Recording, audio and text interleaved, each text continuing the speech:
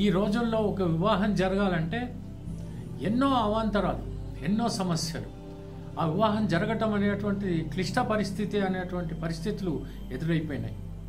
కారణాలు ఏమిటో సామాజిక పరిస్థితులు కావచ్చు, ఆర్థిక పరిస్థితులు కావచ్చు, లేకపోతే జ్యోతిష్ శాస్త్రపరంగా గనక చూసినట్టయితే ఆ యొక్క హోరోస్కోప్లో ఉన్నటువంటి లోటుపాట్లు కావచ్చు.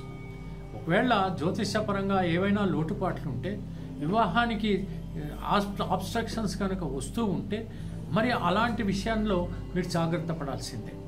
అయితే ఈ మధ్యకాలంలో చాలామంది నన్ను అప్రోచ్ కావడం కూడా జరిగింది.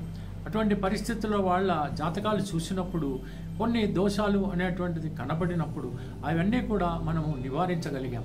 అప్పుడు వివాహాలు సత్వరంగా జరిగేటువంటి పరిస్థితులు ఏర్పడ్డాయి. కాబట్టి ఒకవేళ మీకు కూడా అలాంటి వివాహ పరిస్థితులు ఎదురైనప్పుడు, క్లిష్ట పరిస్థితి మీరు ఎదుర్కొంటున్నప్పుడు ఖచ్చితంగా నన్ను కలవటానికే ప్రయత్నించండి.